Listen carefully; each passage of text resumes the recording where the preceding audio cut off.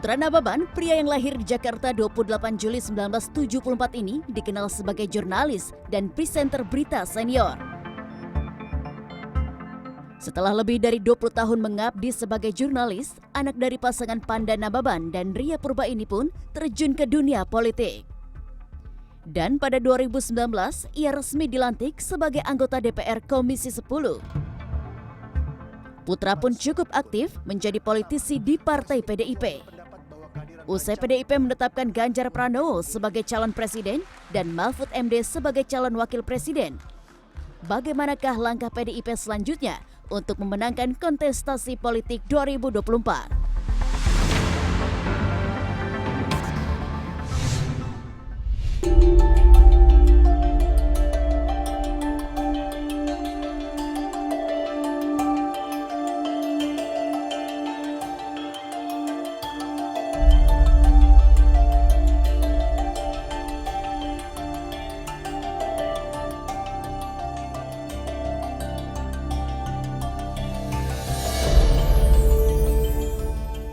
Halo Bang Putra, apa kabar? Baik, apa kabar Mbak Naya? Sehat ya, Bang, ya? Sehat. Bang Putra, ini saya salvok sama di depan sana sudah ramai.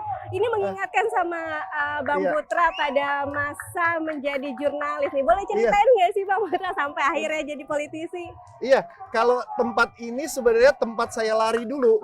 Tempat saya lari ketika kantor PDI Perjuangan diserbu tahun 1996 oleh masanya Suryadi. Ya, kami larinya ke Metropol, ya, dikejar-kejar terus sama polisi sama tentara, larinya ke sini. Ngadunya sama Bung Karno sama Bung Hatta bahwa kami dikejar-kejar oleh kekuasaan. Jadi saya ingat banget lokasi ini tempat saya lari. Gitu loh ya. Bersejarah juga. Tempat lari tapi sambil liputan, kocar-kacir di sini gitu kan ya. Ngumpet-ngumpet juga ya. Yang nggak pernah lupa adalah saya sambil lari, block note selalu di tangan, ya kan selalu catat jam berapa dikejar. Ya kan, jam berapa menghadapi timbukan batu, jam berapa di ini segala itu, catat dong, supaya nanti kalau nulis beritanya deskriptif. Jadi ini tempat kita bersembunyi, tempat kita ngumpet gitu ya. Dan saya ingat sekali di tempat ini ya, aparat kekuasaan tidak berani membuat kekerasan. Di sini, mereka beraninya di luar.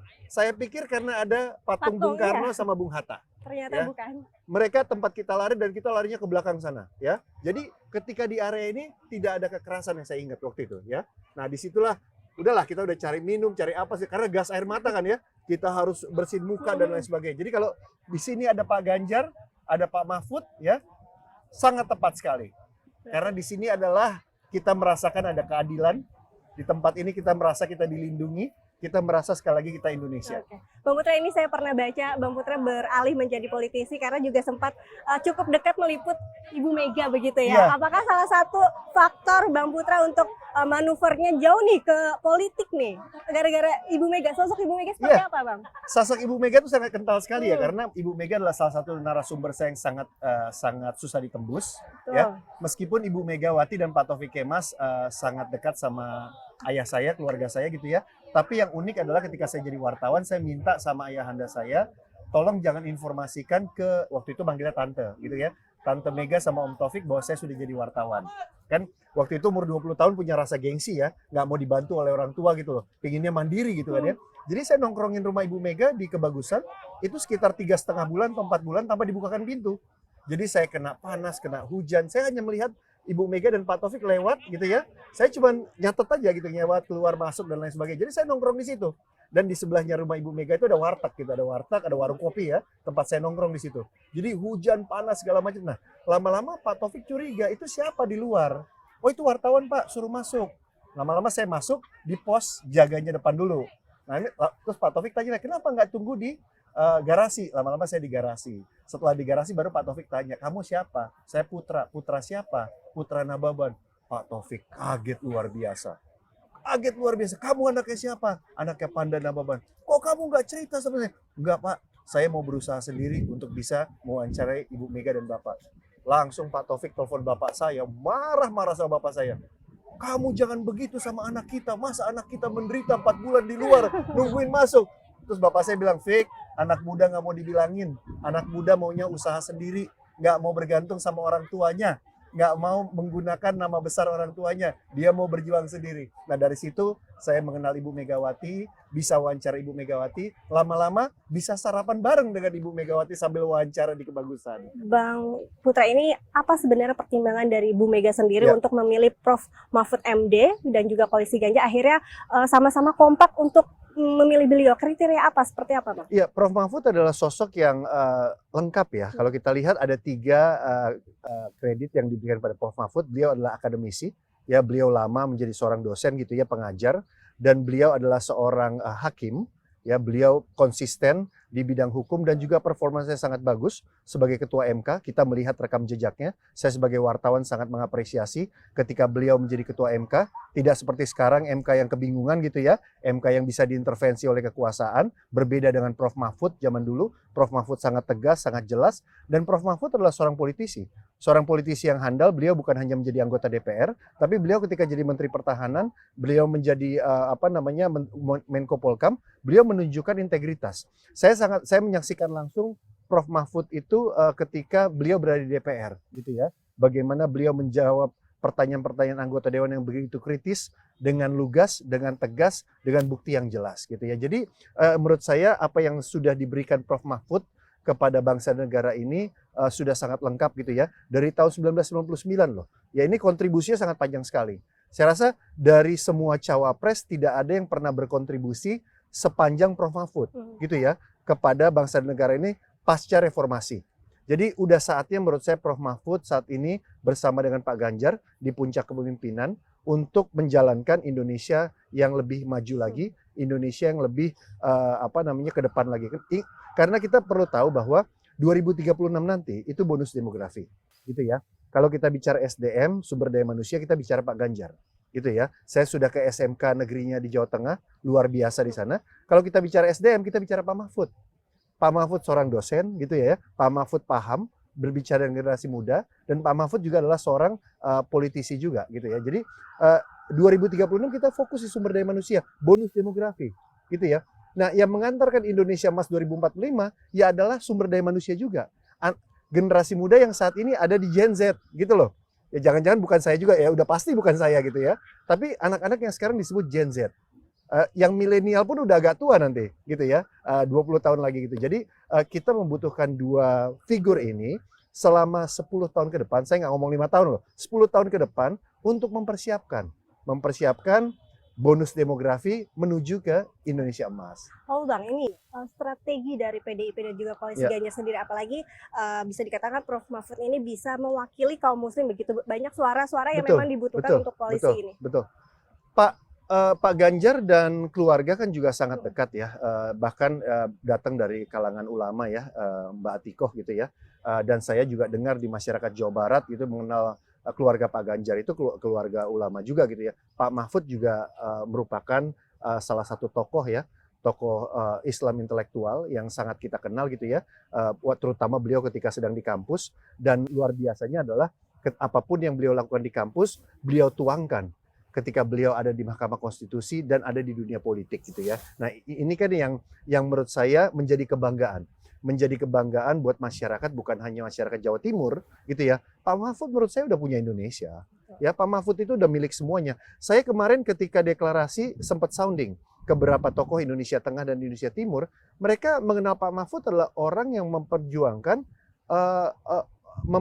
masyarakat kecil, masyarakat miskin gitu. Mereka dikenal Pak Mahfud itu orang yang jujur. Bahkan orang Indonesia Timur mengatakan Pak Mahfud itu adalah orang yang berani bicara apa adanya dan lain sebagainya. Tidak pakai tedeng aling-aling gitu ya. Meskipun sudah jadi politisi tapi perilaku dan pernyataannya, ketegasannya tidak seperti seorang politisi gitu ya. Jadi lurus gitu Pak Mahfud. Nah, ini yang menurut saya Ibu Megawati kemarin sudah menyampaikan pertimbangannya terhadap pilihan Pak Mahfud, dan memang itu juga disetujui oleh 3 ketua umum lainnya dan teman-teman relawan. Oke. Artinya dengan masuknya Pak Profesor Mahfud ini di dalam koalisi ini tentu akan menambah optimistis bagi Pak Ganjar melaju. Sudah pasti dekat. karena Ibu Mega kan pernah jadi presiden dan wakil presiden. Betul. Ya. Jadi Ibu Mega tuh tahu bahwa presiden dan wakil presiden tuh harus komplementari. Harus begini nih, ya tangannya harus gini, nggak bisa gini, harus begini gitu ya. Bareng sama-sama. Bahkan Ibu Mega menceritakan kepada Pak Hasto yang diceritakan kemarin, bahwa ketika berduet dengan Pak Hamzah sebagai presiden dan wakil presiden, jangan sampai ada perbedaan pendapat. Karena kalau alis kita naik sedikit saja, masyarakat Indonesia pasti akan bergerak gitu ya. Jadi jangan sampai ada perbedaan pendapat antara presiden dan wakil presiden, itu sangat dipahami oleh Ibu Megawati Soekarno Putri. Nah, untuk itu makanya pasangan itu komplementari, ya, saling mendukung. Bukan hanya CV-nya, kurikulum vitae-nya, tapi sifatnya. Gitu ya, perilakunya, sifatnya, karakternya. Dan saya melihat ada karakter yang saling komplementari, saling mendukung antara Pak Ganjar dan Pak Mahfud, gitu ya. Pak Ganjar itu adalah sosok yang memang betul-betul dekat dengan mengerti birokrasi, mengerti pegawai negeri, mengerti menggerakkan program, mengerti mengelola anggaran, dan mengerti membuat terobosan. Gitu kan ya. Nah, Pak Mahfud adalah sosok seorang akademisi yang mengerti hukum, dan mengerti undang-undang, dan mengerti aturan, dan lain sebagainya. Jadi ini bakal seru ini menurut saya ya. Istilahnya bakal seru, duet antara Pak Mahfud, Pak Ganjar dan Prof Mahfud. Apakah koalisi Ganjar juga mendapatkan dukungan dari Projo sendiri, Bang Putra? Sementara kan Projo juga lumayan ada masanya dari Pak Jokowi. Saya rasa dukungan dari relawan manapun tuh besar sekali ya. Artinya kalau kita lihat kemarin itu ada belasan ribu gitu ya relawan yang mendukung gitu kan ya. Nah, Projo itu kan salah satunya gitu kan. Kita lihat di beberapa daerah juga memberikan dukungan. Saya rasa banyak juga relawan yang waktu itu mendukung kita. Waktu itu Pak Jokowi Amin ya, Pak Jokowi JK. Kan saya waktu itu di TPN 5 tahun yang lalu dan juga mendukung di 10 tahun yang lalu. Saya lihat wajah-wajah lama teman-teman yang memang betul-betul berjuang untuk Pak Jokowi ada di kita sekarang bersama dengan kita. Dan mereka tahu kok ya, artinya tahu hatinya Pak Jokowi ada di mana ya, hati mereka juga ada di mana ya, artinya memang ada di Ganjar dan Prof Mahfud. Ada kepentingan beberapa oknum di publik ya, di dunia politik untuk memisahkan Pak Jokowi dan Ibu Megawati, ada.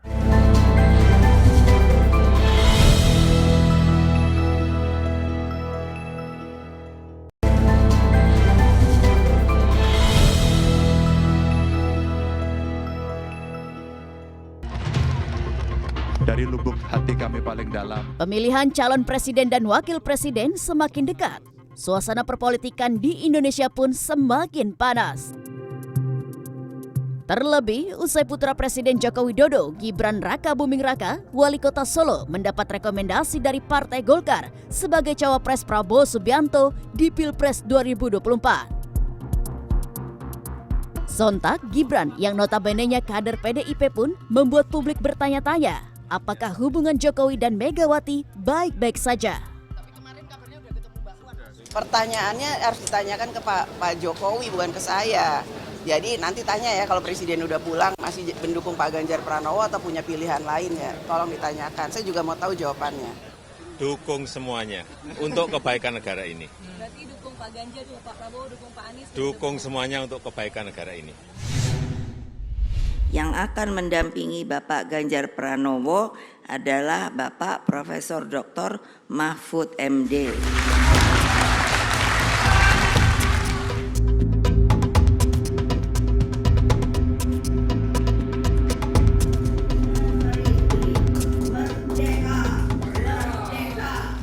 Tiga kata buat Bu Mega yang mungkin banyak orang ini nggak tahu sosok Bu Mega seperti apa, karena kan masyarakat hanya melihat luar-luarnya aja nih Bang, apalagi saat ini banyak digoreng-goreng. Seperti apa nih Bang Put? Ibu Mega? Ibu Mega adalah, saya harus bilang yang pertama yang personal. Okay. Ibu Mega itu seperti ibu saya. Jadi kalau saya lihat kerasnya Ibu Mega, disiplinnya Ibu Mega, tegasnya Ibu Mega, saya harus melihat sosok almarhum ibu saya. Gitu ya. Yang kedua, Ibu Mega adalah negarawan. Ya. Yang ketiga, Ibu Mega adalah sosok yang konsisten, ya. Jadi negarawan itu sudah melingkupi semuanya. Seorang pemimpin dan seorang yang tidak mengutamakan dirinya, seorang yang bisa mengayomi, gitu ya. Seorang yang mengatakan kebenaran, gitu loh, ya. Tadi yang pertama saya bilang ibu buat semua, karena saya sendiri merasakan itu seperti ibu saya. Mau dimarahin, mau di ini segala macam, karena ibu saya, gitu kan ya. Yang ketiga konsistensi yang saya bilang, konsisten. Ya, dari saya kenal sampai sekarang gitu ya, konsisten seperti itu beliau gitu. Oke, berarti tadi ibu dan juga konsistennya itu yang penting ya. Dan negarawan ya, ya, beliau tidak mengutamakan diri pribadi dan orang lain. Beliau mengutamakan yang terbaik buat bangsa dan negara, Pak Jokowi yang maju. Oh iya dong, kan 2014. Betul. 2019 Pak Jokowi. 2024 Pak Ganjar. Bukan dirinya atau bukan keluarganya, gitu loh. Ini kan satu contoh yang kadang-kadang kita nafikan, satu teladan yang suka kita lupakan. Kita pura-pura nggak ngelihat teladan itu. Janganlah gitu. Kita kalau ngelihat di ilmu jurnalistik kan cover both side lah. Ya, lihat satu sisi, lihat sisi yang lain. Kalau nggak mau ngelihat yang baiknya ya cover both side lah paling nggak. Gitu loh ya, atau melihat yang jelek-jelek aja gitu loh. Artinya juga hubungan Bu Mega sama Pak Jokowi sangat baik ya, karena dianggap ibu juga seperti mengayomi begitu ya Bang? Iya, udah pasti sangat baik. Kenapa? Ibu Mega itu sangat sayang dengan seluruh kader PD Perjuangan, utamanya yang ada di 3 pilar. Eksekutif, legislatif, dan pengurus. Pak Jokowi itu sudah berkali-kali menjadi eksekutif, menjadi kepala daerah. Wali kota Solo 2 kali. Berarti kan akan ada diskusi panjang dengan Ibu Megawati sebelum pencalonan selama 2 kali. Dan dalam proses menjadi wali kota itu panjang. Gubernur DKI Jakarta yang sangat strategis, sangat sentralistis. Dan pengawalan Pak Jokowi hingga mendapat mandat jadi presiden dan menjadi presiden dan lain-lain. Sangat dekat sekali. Ada kepentingan beberapa oknum di publik, ya, di dunia politik untuk memisahkan Pak Jokowi dan Ibu Megawati. Ada. Lawan-lawan politik pasti mau, pasti menikmati. Ya, apalagi menghasut netizen, menghasut masyarakat, Pak Jokowi dengan Ibu Megawati begini. Ada dong. Masa nggak ada? Wajar ada. Mereka mau menghasut. Karena begitu Ibu Megawati dan Pak Jokowi renggang, ya kelemahannya ada di mana? Dirasa Ibu Megawati melemah, PD Perjuangan dianggap akan melemah, Pak Jokowi dianggap akan melemah. Gitu loh, ya kan? Jadi seolah-olah ada konflik. Nah, konflik-konflik ini mereka ciptakan, mereka bakar, mereka pelihara. Cerita konflik. Ya, cerita konflik ini. Gitu. Mereka ada kepentingan untuk itu. Artinya sosok Bu Mega juga bisa membaca hal tersebut ya Bang, iya bisa dibilang. Loh, saya dapat ilmunya dari Bu Mega kok, ya. Tahu banyak kepentingan yang ingin menghancurkan PDI, menghancurkan Pak Jokowi dan hubungan dengan Ibu Megawati. Tahu. Kita kan anak-anak diajarin. Saya bisa ngomong kayak gini kan. Berarti benar-benar cukup diajarin banyak bekal ya. Diajarin di PDI Perjuangan. Kita nggak boleh lugu-lugu jadi politisi. Tapi bahwa kemudian kita tidak responsif, kita tidak membalas. Ya, batu tidak kita lempar dengan batu, gitu ya. Kita jawab dengan santun, kita tenang, kita santai, gitu ya. Dan itu udah diajarkan dari tahun 96. Kantornya dibakar, banyak kader kita yang meninggal, tapi dijawab dengan kita ke pengadilan. Makin menarik, Bang, pengen tahu lebih dalam bagaimana sepak terjang seorang Bang Putra di Komisi 10. Kita lanjut lagi nih ya Bang ya, ngomongin targetnya seperti apa, pencapaiannya seperti apa ya Bang. Indonesia ini tidak butuh hanya sekedar pekerja lagi, Mbak. Pekerja kita udah banyak. Yang Indonesia butuh saat ini adalah seorang talenta.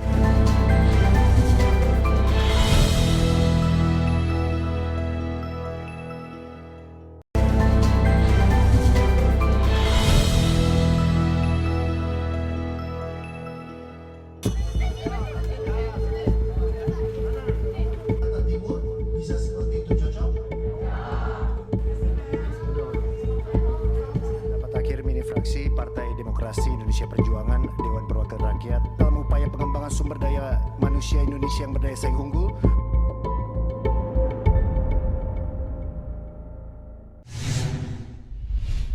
Sekarang yang kita lakukan adalah bagaimana pelaksanaan dari program pemerintah seperti Merdeka Belajar, Kampus Merdeka, itu di sana sini masih banyak yang harus kita awasi, masih banyak yang harus tapi menurut saya program Merdeka Belajar itu adalah yang paling tepat. Kenapa? Begini, saya ngerekrut karyawan baru, yakni notabene wartawan, itu sejak tahun 1997. Saya udah ngerekrut orang.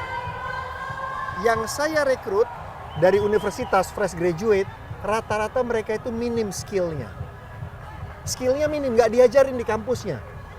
Skill kerjasamanya, skill berpikir cepatnya, skill untuk memimpin dan lain sebagainya. Jadi skill itu nggak ada, skill harus diajarin. Jadi artinya apa? Dengan Merdeka Belajar, skill itu diberikan kepada mereka, kemampuan itu diberikan kepada mereka dengan Kampus Merdeka, sehingga ketika mereka masuk ke dunia profesional, mereka sudah langsung, kalau orang bilang plug and play, dicolok langsung nyala tuh lampu. Jangan dicolok puter-puter lagi. Maunya kan kita ketika masuk colokan langsung nyala lampu kan. Nah, itu dia. Kalau dulu udah dicolok masih di goyang, tarik cabut itu kok nggak nyala lampunya. Karena skillnya belum siap.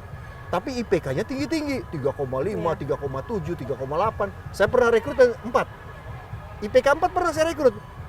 Tapi ngelatih dia 9 bulan, aduh. Saya bilang, masa IPK 4 masih saya latih 9 bulan? Udah saya latih masih saya gaji lagi, coba bayangin. Bayangin orang masuk trainee, terus kita gaji kan? Belum menghasilkan apa-apa. Ya aduh. Berarti mengubah sistem tadi ya Bang, yang pertama. Betul, kurikulumnya, pendekatannya, dan gini. Indonesia ini, makanya Pak Ganjar dan Pak Mahfud ini tepat sekali. Fokus pada SDM, ya, sumber daya manusia.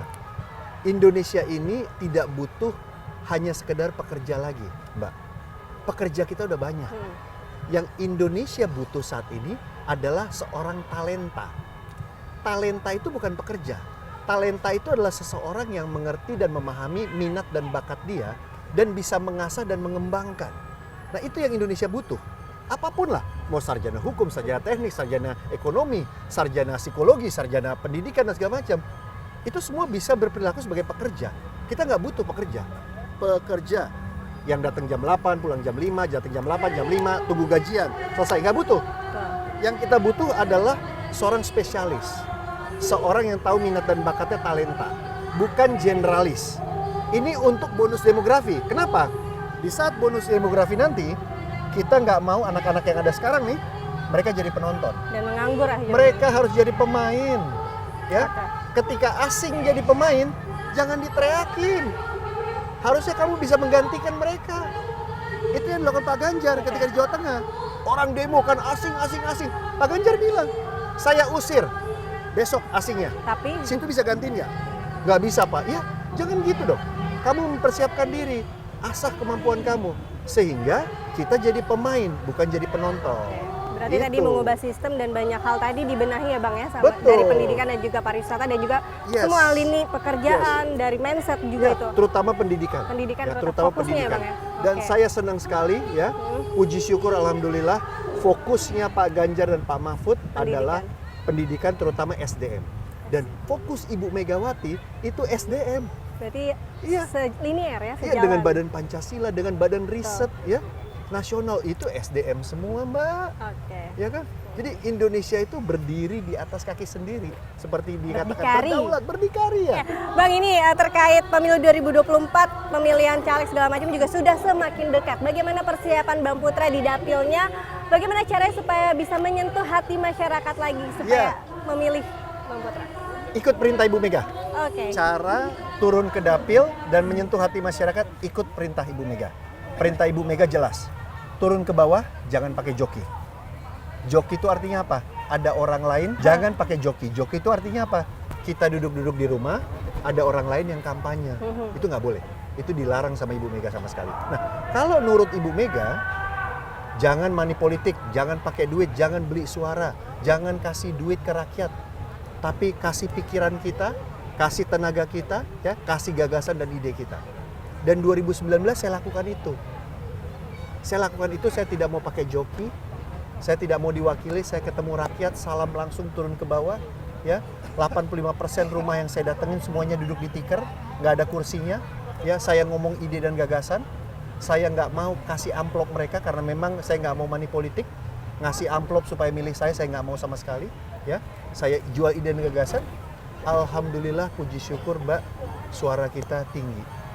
Ya, bahkan PD Perjuangan dalam sejarahnya di dapil saya Jakarta Timur jadi dapat 2 kursi. What's next? Apalagi target yang ingin dicapai oleh seorang Putra Nababan? Politisi udah ya, jurnalis udah, pemret udah, semua udah. Apalagi nih Bang? Lebih suka enggak. Saya tuh senang sekali jadi politisi. Senang sekali jadi anggota dewan. Kenapa? Karena ternyata menjadi politisi dan anggota dewan saya lebih sering ketemu rakyat. Mohon maaf dengan teman-teman jurnalis semuanya segala macam yang kita satu alma mater, 25 tahun jadi wartawan saya nggak pernah ketemu rakyat sebanyak ini. Beda. Tapi waktu jadi wartawan, waktu jurnalis saya ketemu pejabat banyak banget. Beda. Dari mulai Mensesneknya siapa, Menko Polhukamnya beda. Jadi saya dapat banget feel-nya ketemu sama rakyat, ketemu masyarakat gitu ya.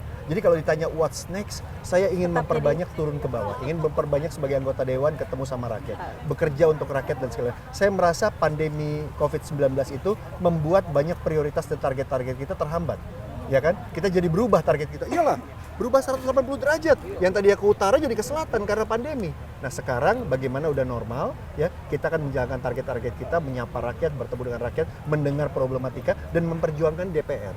Nah, gitu loh. Jadi kalau ditanya apa lagi itu lagi gitu. Jadi itu masih belum cukup. Ketemu rakyatnya masih harus lebih banyak, lebih panjang lagi. Dan kalau boleh jangan hanya rakyat Jakarta Timur. Ya kan? Ya rakyat seluruhnya, karena kan anggota DPR RI, bukan Republik Jakarta Timur, tapi semuanya gitu kan ya. Rakyat yang ada di Sumatera, di Kalimantan, di Papua, di Maluku, Ternate. Ya kemarin saya ke Ternate Halmahera ketemu dengan mereka semuanya, di Ambon ya kan. Nah, ini yang cita-cita saya. Saya senangnya di legislatif, kenapa? Di legislatif itu cakupannya banyak. Ya kan cakupannya kayak sekarang. Saya bersama dengan tiga kementerian dan satu lembaga loh. Betul. Ya kan? Saya paham Kementerian Pendidikan, belajar ke parekraf, saya dengan olahraga dan segala macam tahu semuanya. Cakupannya Terus lebih luas. intensitas saya ketemu rakyat juga tinggi gitu loh. Ya. Jadi kayaknya legislatif ini enak gitu loh, wakil rakyat ini enak gitu loh. Yang lebih menarik lagi apa?